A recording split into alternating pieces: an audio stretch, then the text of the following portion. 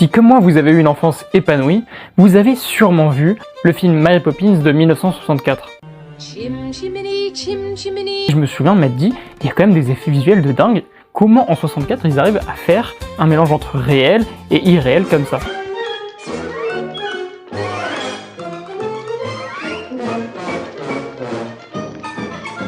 Derrière se cache quelque chose d'assez stylé. En photographie, on appelle ça la double exposition.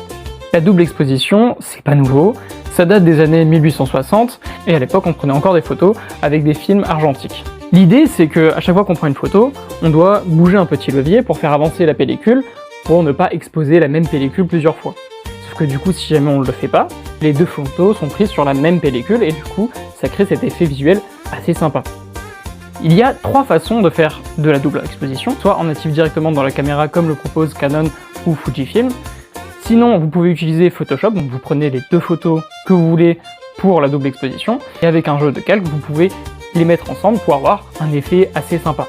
C'est le côté un peu créatif, le plus classique qu'on peut retrouver. La dernière solution, ça va être d'utiliser un reflet. Oui, je sais, on cheat un petit peu. Pour cette double exposition, vous allez avoir besoin d'une vitre, ça peut être une fenêtre, un miroir sans teint. Vous allez voir que du coup sur ce schéma, vous allez placer votre sujet principal de l'autre côté de la vitre, le second sujet que vous voulez du coup par-dessus le premier de votre côté de la vitre.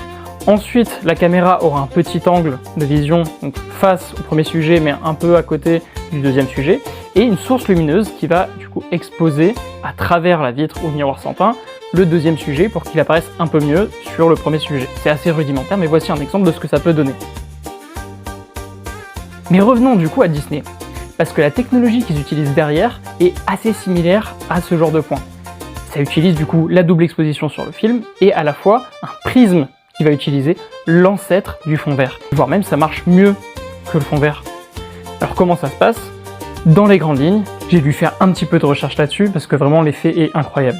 En gros, ils utilisent une seule caméra, pas plusieurs mais une seule, avec un prisme intégré à l'intérieur. Ils utilisent des lampes à vapeur de sodium afin de pouvoir détacher en fait la silhouette de l'acteur.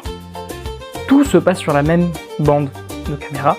Par contre, avec ce prisme qui permet d'avoir à la fois la silhouette, le background qui est complètement un dessin animé, et l'acteur, ce qui fait que la silhouette est super précise grâce à ce type de lampe-là, et cet effet-là se fait directement dans la caméra.